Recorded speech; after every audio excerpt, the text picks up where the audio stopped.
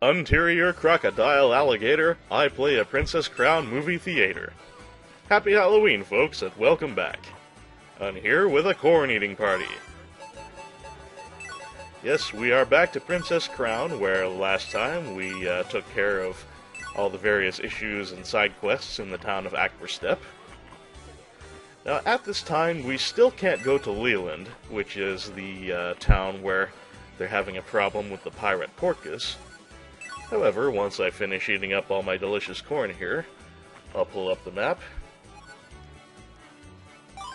and you will see we can now advance to the town of Cadobado, which, as you can see by the map, is divided into 3 districts. Somewhat unusual, but we'll see more about that when we get there. Nothing important really happens on the way to Cadobado for the most part, although I do leave in this ochre jelly, if only just to show that sometimes they really are ochre. Also, I believe I get a new item here. Ah yes, the green magic gem. This is a pretty nifty one because it causes a meteor storm, which, if enough of the meteors hit, can do quite a chunk of damage. One of the better attack spells, I'd say.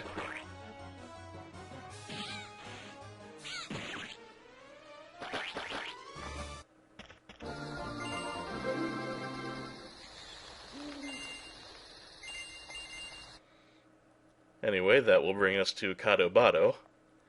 And first we enter the lower left district, which is the Soldiers District, where all the warrior types hang out. And we quickly come to a pub, which means, today's special. Shout it loud and clear. Today's special.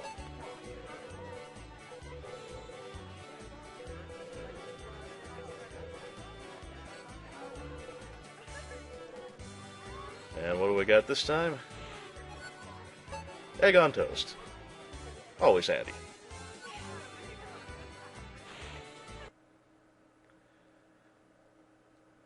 Just gonna make a quick check-in at the inn here to restore HP so we can get our extra max HP from the egg.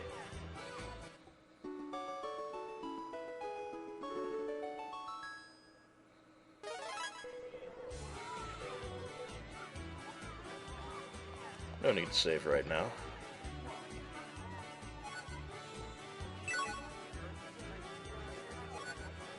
There we are, delicious.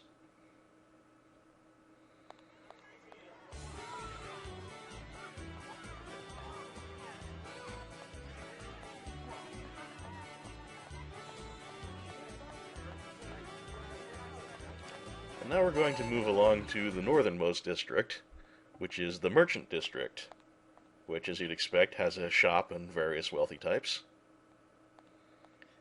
Now, separating the 3 districts of Cadobado, there are these back alleys where you can run into monsters and such. One of the odd things about the Cadobado alleys is that one of the possible random encounters you can bump up against is Proserpina.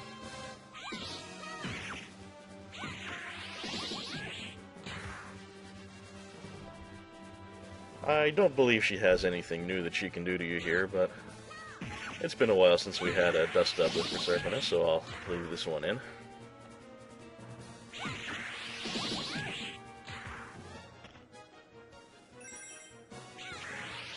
Well, she certainly seems to enjoy the taste of Shoryukens. I had kind of forgotten what this rod does, so I grabbed it and decided to give it a spin, and as I discussed before, it's the wind rod, which just blows you and your enemy apart. Nothing too exciting.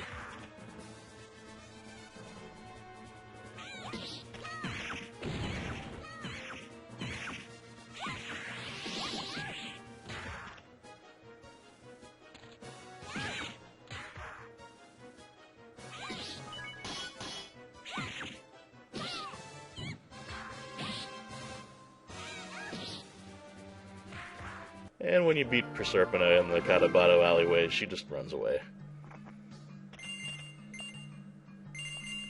That rod that I left on the ground there, if I'm not mistaken, is a goblin rod, which summons a goblin to hit the enemy and make them drop an item. Nothing terribly exciting.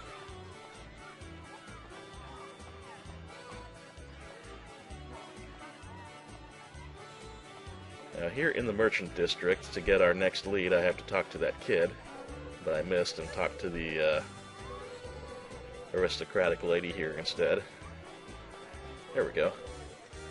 Now he tells us about Titania Lake, there in the lower right of the map, where supposedly an evil siren is terrorizing the locals. And we all know Gradriel has a zero-tolerance policy against terrorists, so we're going to go investigate. To do so, we'll need to pass through the final district of Katabato, which is the Magic District, where all the mages hang out. We can pick up one free item here, although it's not a particularly exciting one, and I don't end up keeping it. If you talk to the mage in this house, he gives you a free ref scroll. I'm sorry, a ret scroll. The ret scroll is for return, and what that does is it'll warp you back to the last place you saved, but you technically go back in time. So you keep your gold and experience, however, you lose any items you picked up, and it resets any quest flags that you had activated along the way. Now, along the way to Titania Lake, I ran into this Frogger, who is a pretty typical Frogger, but he does pull off one thing that I don't think we'd seen before, so I'll keep that in.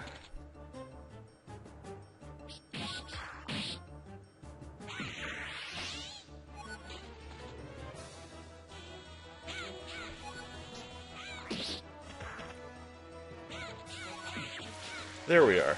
The Froggers can make it rain, and when they do, a timer appears over your head. If you don't wrap things up quickly, you'll be struck by an unblockable bolt of lightning. Like so. You cannot block that. It may be possible to action select it, that I'm not sure about. But yeah, the best thing you can do there is try and finish things before you get struck by lightning. Which of course won't always be strictly possible, but, you know, that's life.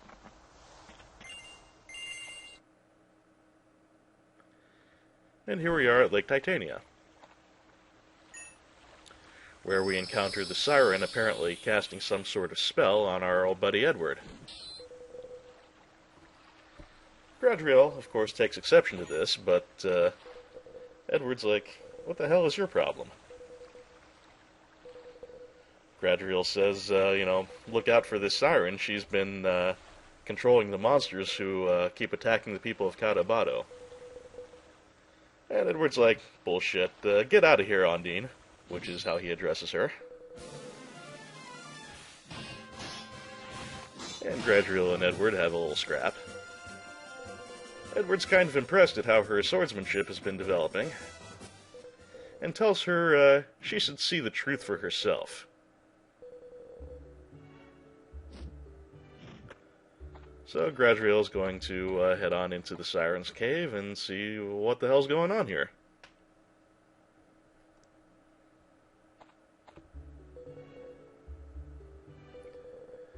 And Undine is upset that yet another townsperson or whatever is here to seek her tears. And Undine says she is indeed not responsible for the problems in Katabato. She doesn't have any beef against humankind.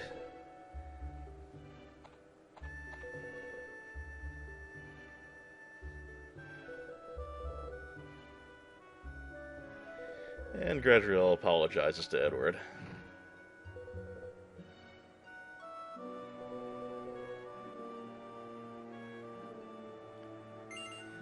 And now we can see why people have been wanting the Siren's Tears. Apparently they turn into gems. Now, someone in Katabato is apparently spreading rumors about the Siren, you know, saying that she's attacking everyone, and sending all the townsfolk to try and bring her down, and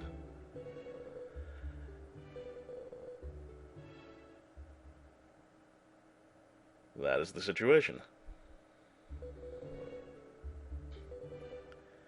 And here we meet Ignis, who is Edward's little dragon familiar.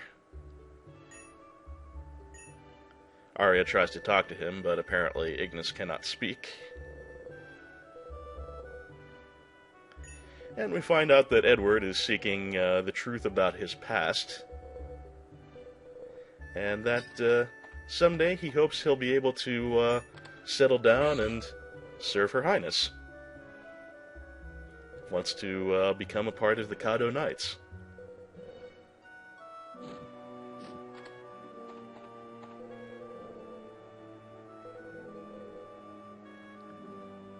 And apparently,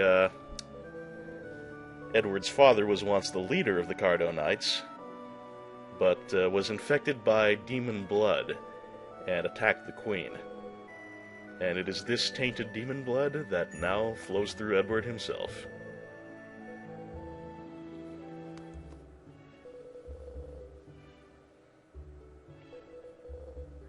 And then they just kind of chat about their adventures for a while, and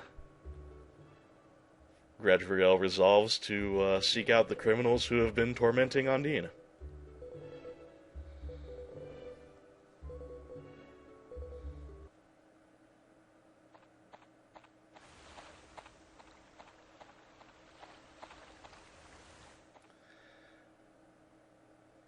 So now we're heading back to Cotabato, and we're going to find out who's been spreading these rumors. And to do so, we have to head into this particular alley.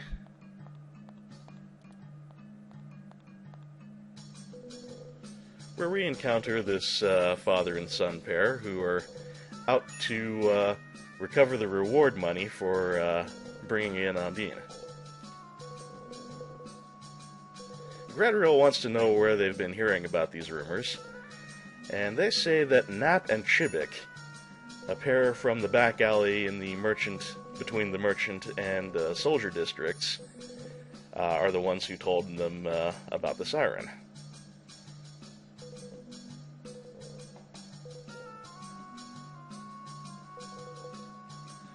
So it looks like we'd better head to that alley and meet up with Nap and Chibik.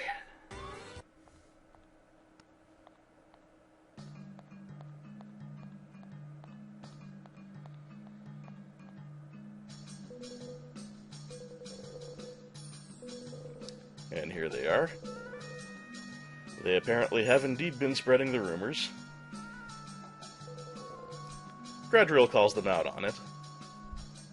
And they haul ass.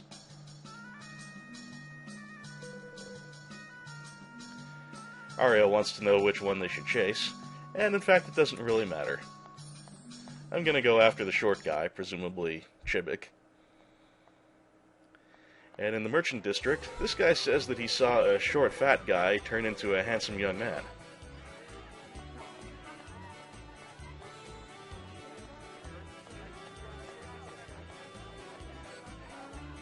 And now if we talk to the ritzy lady here, she'll say that she saw a handsome young man disappear into a vacant house. Very suspicious. So we are going to head to aforementioned vacant house, which is right here.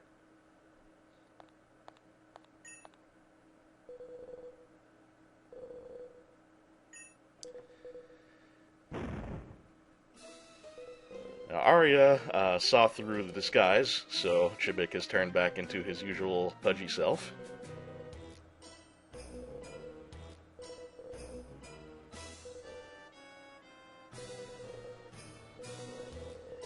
And apparently, the one responsible for all this, who has been putting them up to causing problems for Undine, is that same rather curvaceous sorceress with the red hair. She told Nap and Chibik to go spreading the rumors, and that they'd be rewarded if they did. Now, said sorceress is in a cave.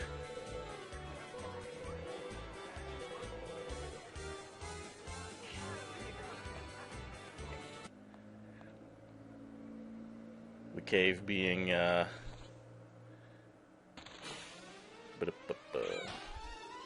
Oh, I left in this dodo fight, by the way, because it actually manages to get off its call for help super.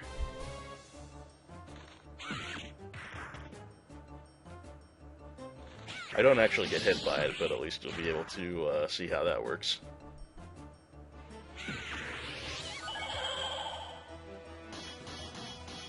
Yep, a family of various sized and colored dodos just pops in and tries to stampede you. So anyway, we are now heading for the cave where the sorceress is hanging out. And one more cut will bring us to her doorstep.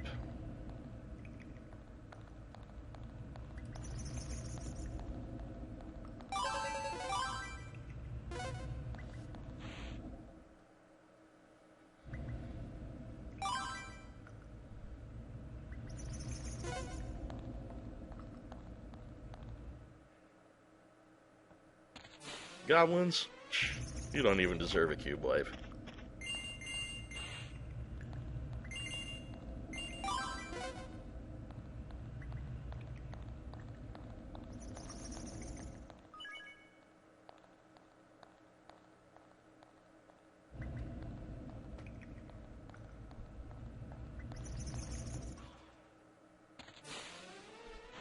And likewise, we don't need to spend any time on these bandits. We're headed for the bottom of the cave to meet with that redhead sorceress, and nothing's gonna stop us.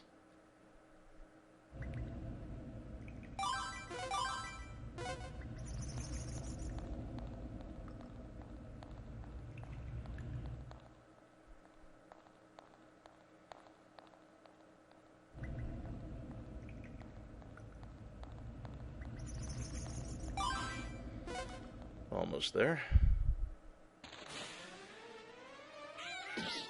Now, this dodo, being at level 20, has a new attack, which it does manage to hit me with.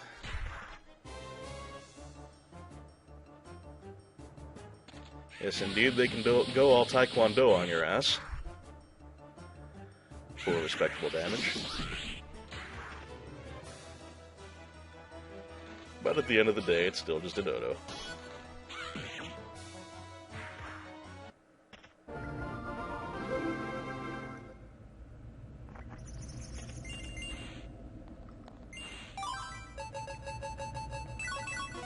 But hey, he's got a fish.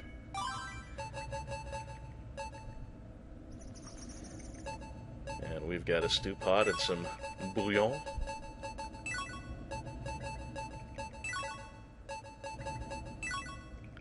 The end result of which? Youch! Seafood soup!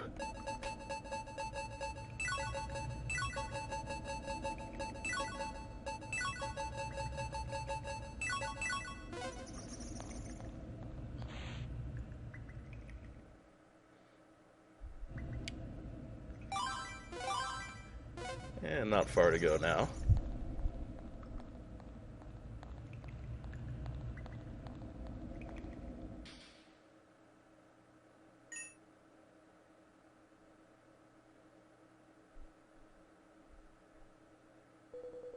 Gradriel wonders where the sorceress is. And the sorceress is glad to oblige.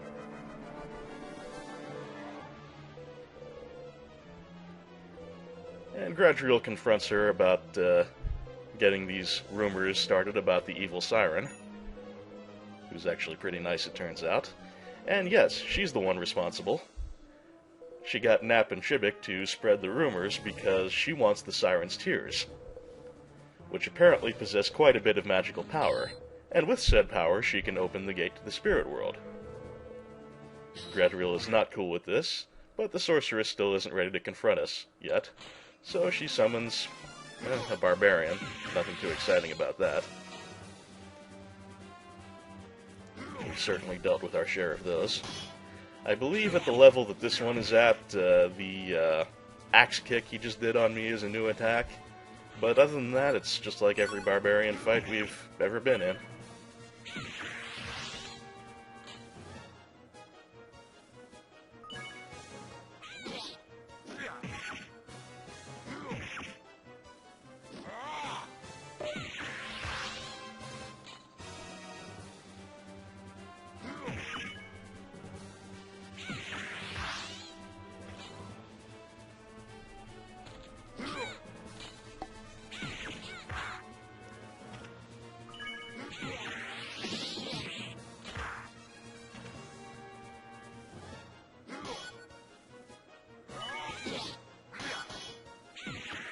Man, this guy's got a lot of spices.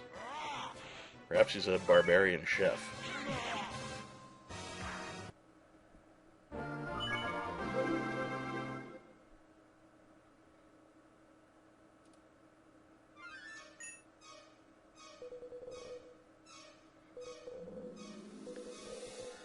The sorceress says that she admits defeat for now, but she'll see you again later, Gradriel. And Gradriel kind of wonders how the sorceress knows who she is, but oh well. Anyway, our intrepid twosome are going to head back and tell Undine everything's okay. And thankfully this happens automatically. We don't actually have to get back out of the cave. Handy.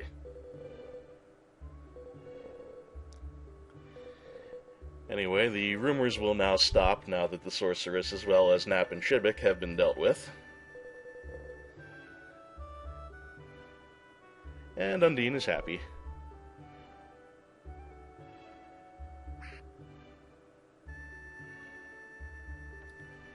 Edward is happy too, and he can continue his adventures. He is apparently searching for a particular black dragon. And so they go their separate ways. Now, we don't actually want to go back to Katabato just yet. We can activate a little side quest here, and it's one worth doing.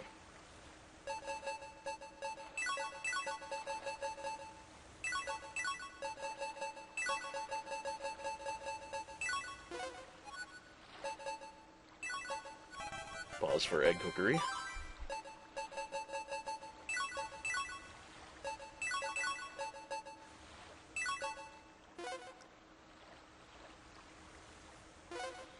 Anyway, what you want to do around this point is go right back and head into Undine's cave.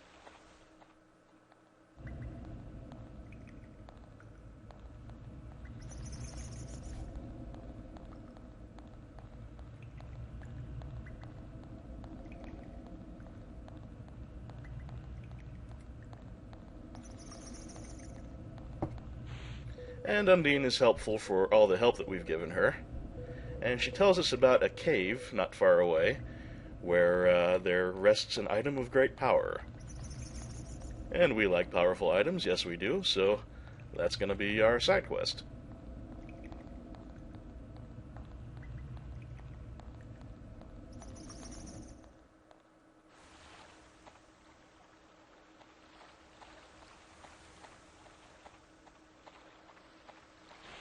There on the map, you see that between Titania Lake and Katabato, there is now a side path leading to a cave. Nothing happens on the way there, so I'm just going to do a cube wipe to the cave. And as usual, we want to head for the bottom.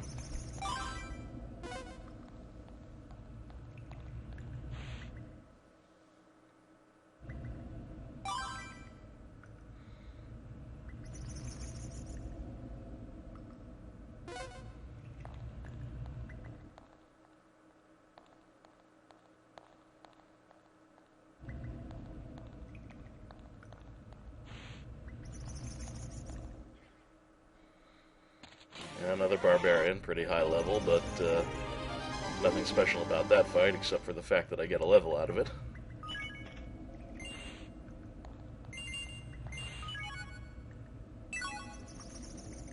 Which means hit points are now maxed out, and I can get my max HP from the egg. Onward and downward.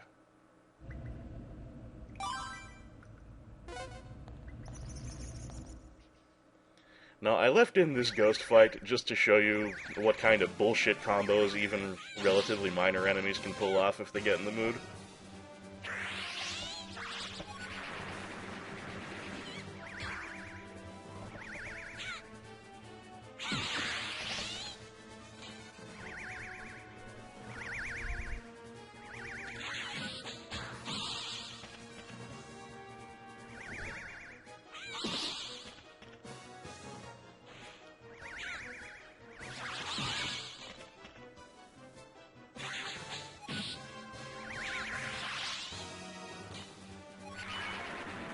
You'll notice I'm not doing terribly well at this battle in general.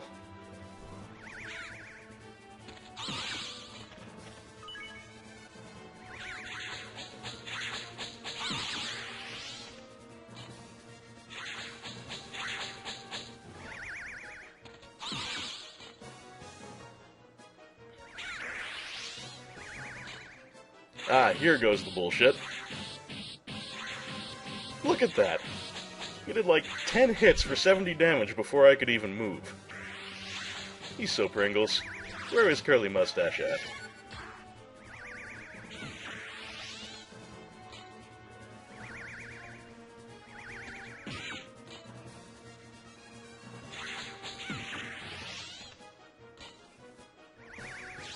Anyway, the rest of this particular ghost encounter, after that disgusting combo, while not wonderfully, at least it goes pretty uneventfully.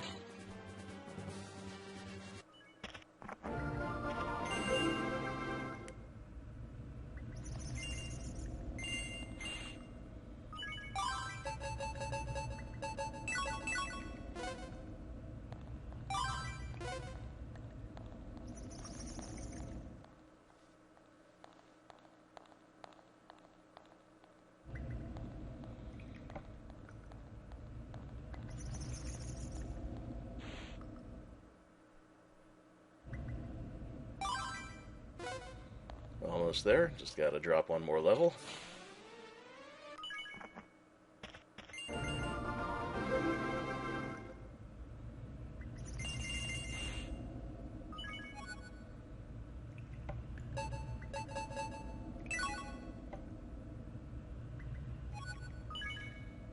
Trading a cake for a burger.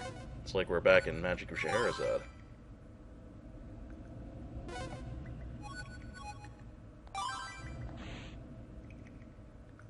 No, we're going left.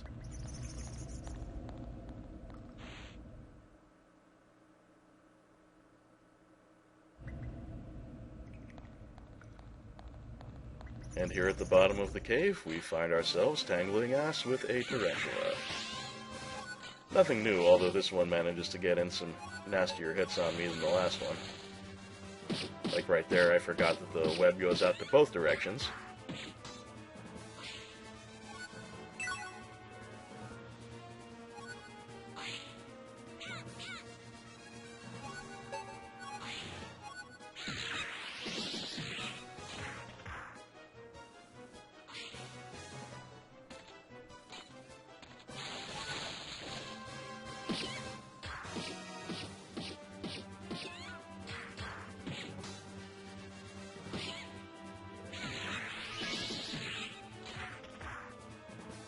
Spiderfish. Spiderfish, spiderfish, does whatever a spiderfish does. And he swims from a web. No, he can't. He's a fish.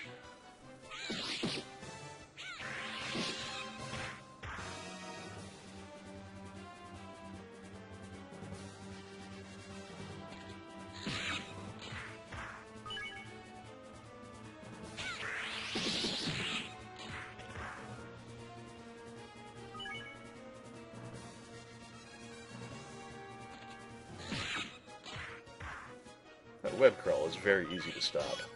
It's practically a free hit for you whenever it tries.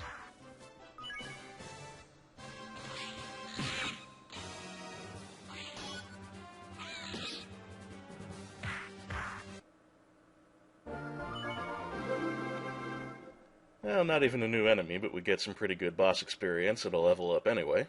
So yay for that. And here's what we came for. The next piece of fairy candy. This is the kindness drop, which causes Arya to occasionally drop items for you in battle. And we like free stuff. Well, that is about all for Kato Bado for now. Next time we'll be moving on to bigger and better things. But for now, we'll call it a day. Once again, happy Halloween, folks. Always good having you along. Thanks for watching, and I'll see you again next time.